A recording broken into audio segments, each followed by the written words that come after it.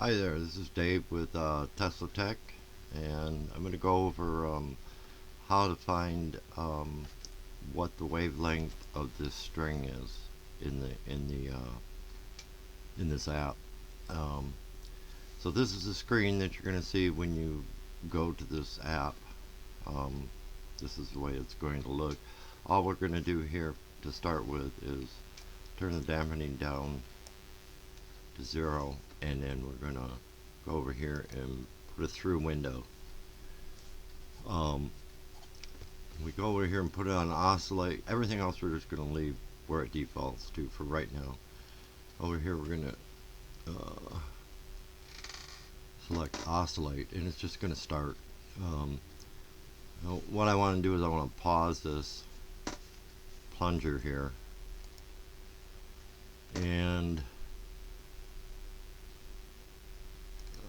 advance it until we're right on the center line there. Okay, and then let's go over here and put this back on clamp. Okay.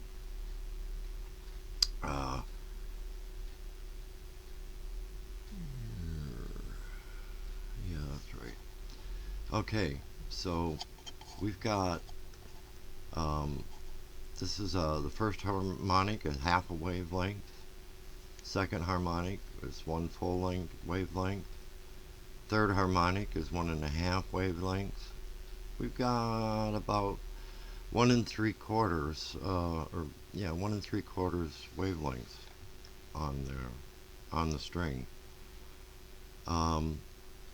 So let's take our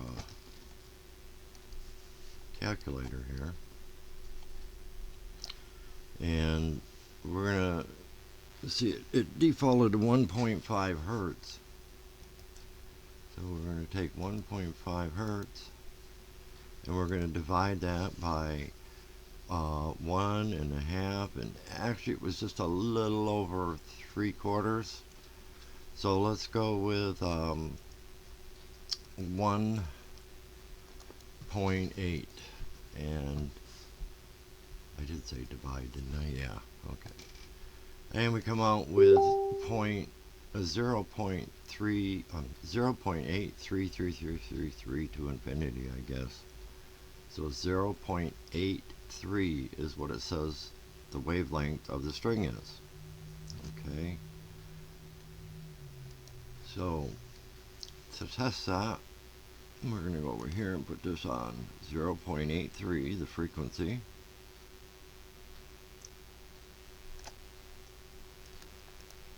Right there. And we're going to reset this. And let's see what happens.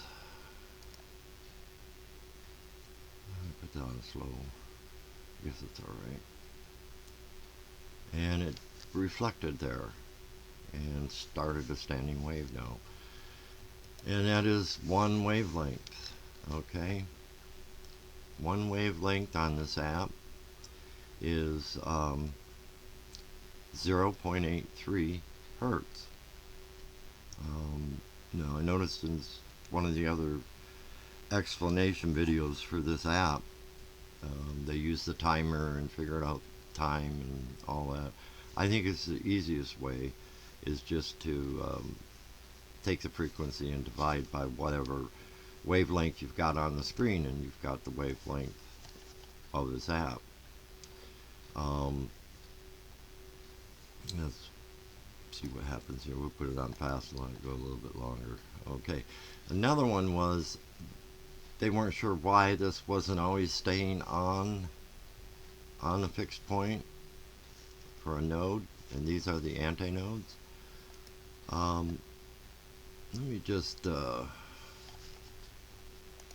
you something here real quick that I discovered using this. I've used this app quite a bit. Let's go up here to 2.5. I think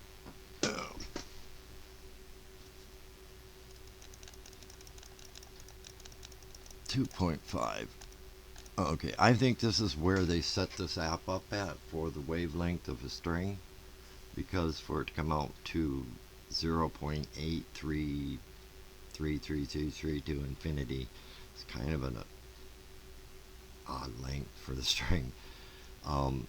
But so that's why I think this was it was set up for this 2.5 at the high tension. Let's watch what happens here, and we can slow this down a little bit. The reason why these things are not always on the line is because you're seeing the wave good. Let me stop this a minute.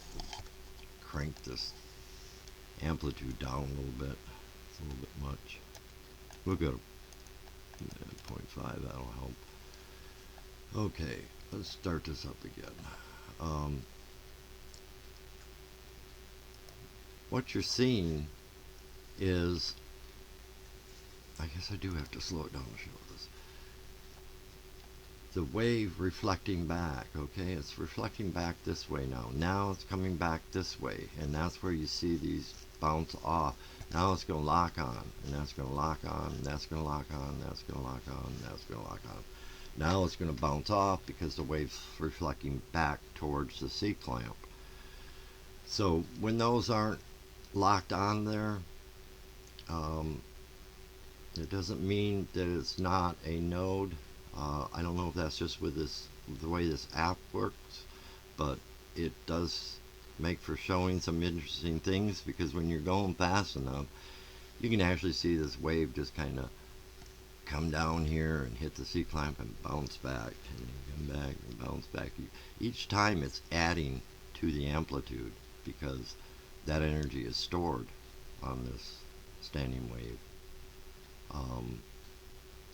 You know that through the principles of wave superposition and constructive and destructive interference, that the two waves add together. So when you get a reflection, it's adding to the amplitude. This is resonance, okay? This is why when you hit resonance, your output power goes up, because of wave superposition. This is tuned pretty fairly on. When you get real high in amplitude, you'll see a little wobble on this first one. There. That was now the wave's going by it. Okay, now it's locked on. It's pretty solid. But when it gets real high amplitude, it will bounce a little bit. And it did there before the wave actually got to it. Okay, what else did I want to show in this? How to find it. Once you have the wavelength, then you know where to find all your wavelengths that are not going to destroy themselves. Okay? What do I mean by that? Well, let's turn this down from 2.5, let's go with 2.46. Let's try that and see what happens here.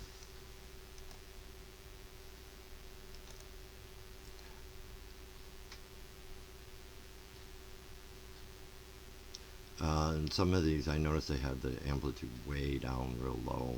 I kind of know why.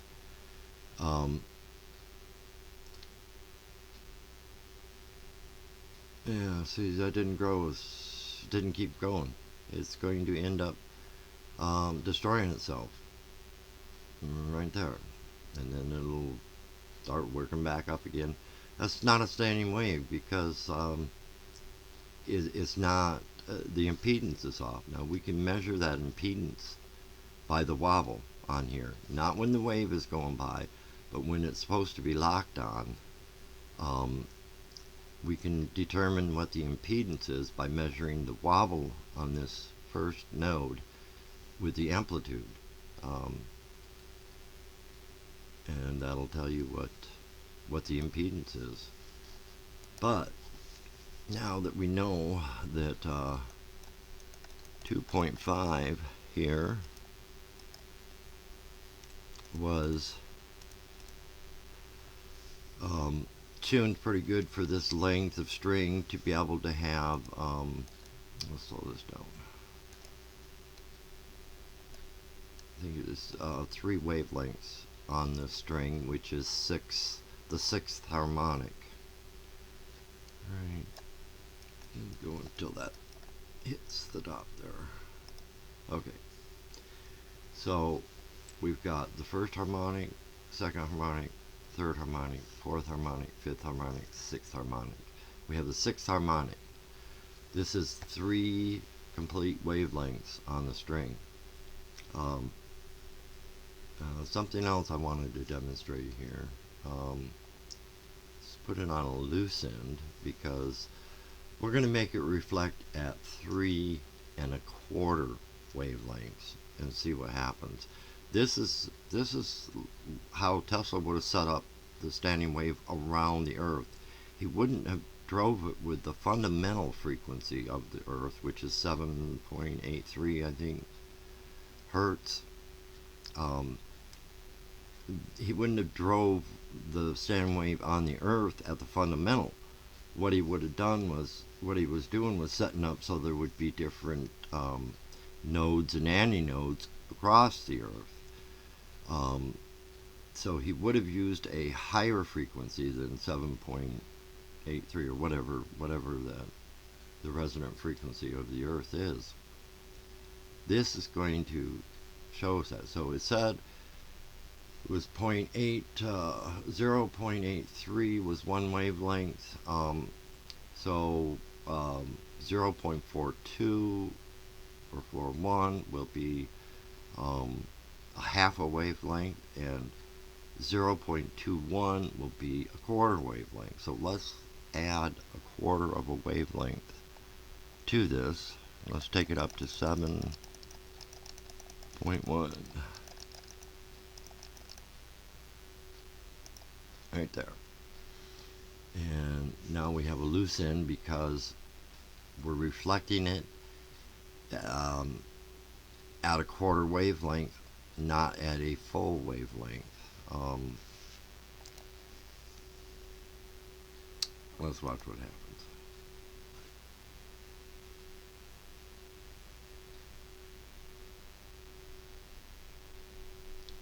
Now our nodes are no longer on the green ball, so the node may be in between here. It's going to be impossible to tell what your impedance is because you don't have a particular spot on one of these balls on the right spot to tell you. With the 3 wavelengths, it just came out right for this app that they were all antinodes, and that's why I think that's where they set it, the length of the string at. We can't change that, only by the tension. If you change the tension, you change the frequency. And I think I heard somebody else explain that wrong. But that's the way it works. If you change the tension, you change the frequency and the velocity of the wave. Okay, so you can see you can have a node on one end and an antinode on the other end. This would be like a wind instrument, like a tuba or a clarinet, or something with one end open, where a standing wave is set up in it with an open end.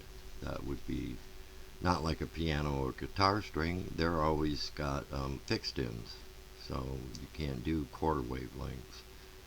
You can only do half wavelengths and increments of half wavelengths.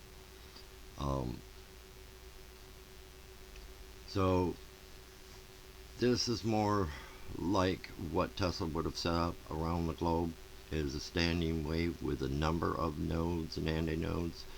And in one of his, I'm not sure if it was one of his patents or just one of his talks, we might have some that are locked onto that line. Let's see after that. Yeah, it locks on. Huh? Maybe be able to get impedance on this. That might be one that's locking on too. No. Hard to tell with it going this slow. Okay, lost my train of thought now. Anyways, he would have had, he would have used a frequency that, you see, the resonant frequency of this string here is, was 0.81. Okay, so the natural frequency, which would be half a wavelength, and we can show that again, would be the fundamental. So if we go to 4.2, now see why they got these. Okay, and put that back on fixed and reset. Now this will be a half a wavelength. We better speed it up now because we turned the frequency way down. There we go. This is the fundamental, the first harmonic, the natural frequency. This is the resonant frequency right here. This is where you're going to get more amplification than faster than if you have one wavelength or more. It don't matter if you're going in increments of half wavelengths or quarter wavelengths like I just showed you. You're going to get the most amplification at the fundamental or even at the quarter wavelength. Let me show you one other thing here just so that you understand what, let's put it back at, get out of my way, 0.83.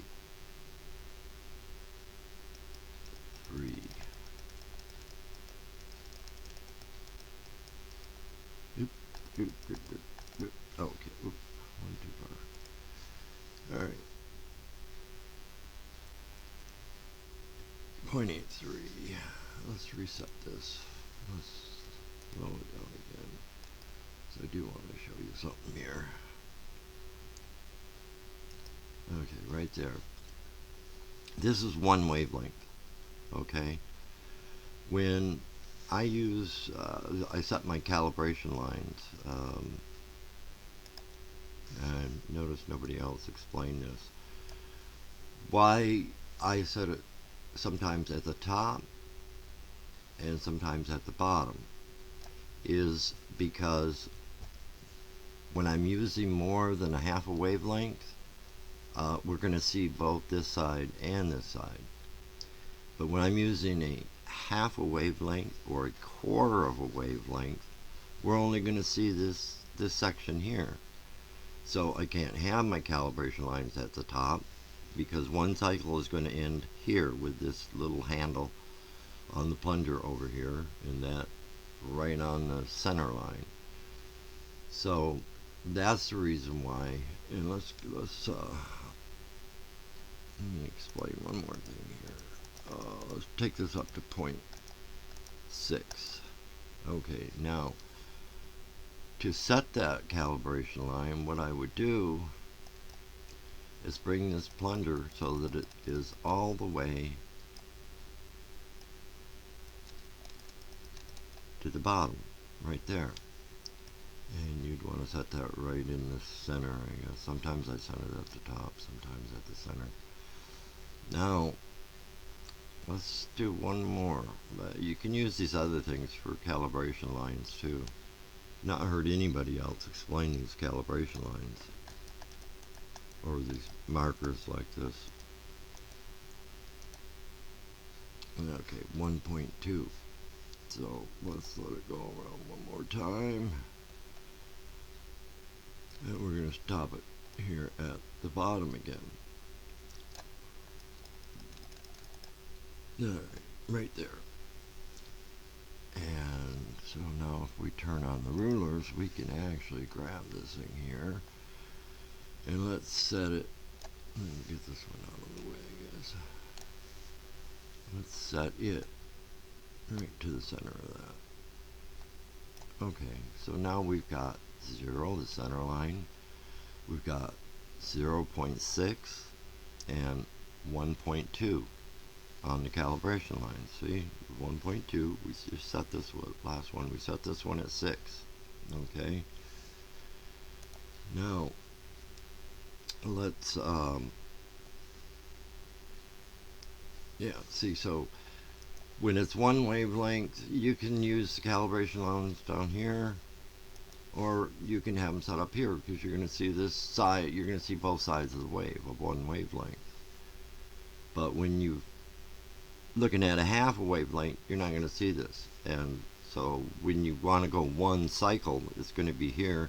I got to have my calibration lines on the bottom, not on the top. Okay, I'm just explaining that why.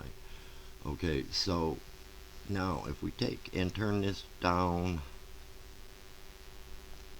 to 0.3 on the drive, which I just like to use 0.3 because it comes out with Tesla's 3, 6, and 9. Okay, let's reset this. Now, let's go one wavelength here.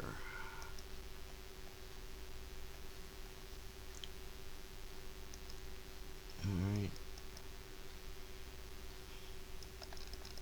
Right there. Okay. So, it's at 0.3 and the wave is at about 0.3 because we know this is 0.6 and this is 1.2. Alright, this is with one wavelength. And this is why I say anything more than one wavelength, there is no additional gain. The power is stored on here for each cycle, but there is no additional gain. See, if I go 2 cycles, and it creates the standing wave, it added that power, so now we've got 0.6 centimeters. It's stored each cycle, but there is no additional gain. So if we go now back over here to the frequency, and let's turn this down to, what did I say, 0.42.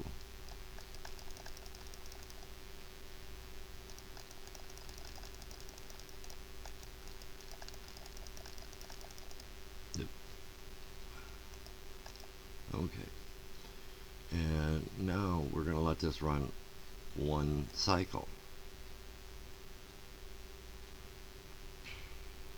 And see, we're only seeing the first half of that wave. Right there. Now, on one cycle, we got 0.6 centimeters on the wave. So, we have a 3 dB gain of the drive power. That's doubling the drive power. It just doubled the drive power in one cycle.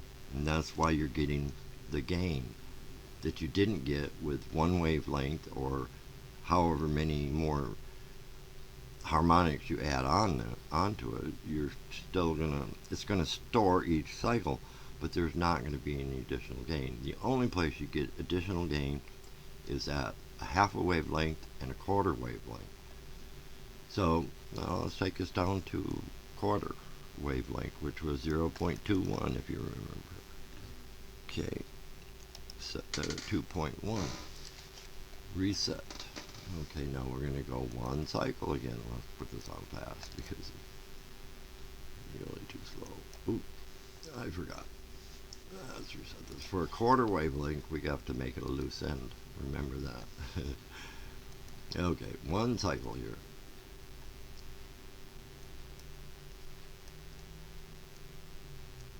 Whoa. Right there. So this time in one cycle, we got to 1.2 centimeters. Okay? In one cycle. That's a 6 dB gain. And that's why I like to use 0.3 and set this to 1.2.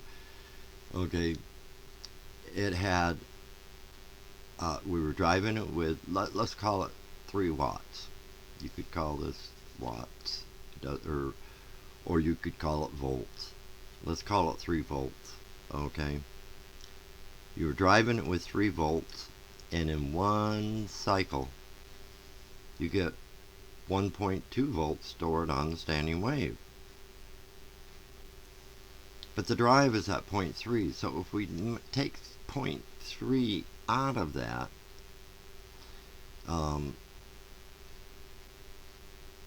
we were calling it volts 3. If we take 3 volts out of that, 12 volts, we had 3 volts in, which is a 6 dB gain. You get additional 9 volts output per cycle. That's Tesla's 3, 6, and 9. You get 12 volts stored on the standing wave, but we had 3 volts going in, so we're going to take that out. That's an additional 9 volts per cycle. And you've seen that with one wavelength, you didn't get any additional gain. Excuse me. So, anyways, now you know how to find the wavelength of the string. If you change this tension, you're going to have to do that all over again and find out what the wavelength of the string is. It was pretty easy. We just left everything where it was at. We just changed this to an open end, and we ran it once, and we stopped it somewhere so we could see complete wavelengths, and we had a little over 1 3/4 wavelengths, and it was set at 1.5 hertz. So we took 1.5 hertz and divided it by 1.8, being a little over 3/4 of a wavelength that were on the screen, and that gave us the 0.83333 to infinity length. And that's, I'm sure that was set up in the programming, was set up at the 2.5 hertz. So, anyways, I hope that helps somebody, anybody. We'll talk to you later.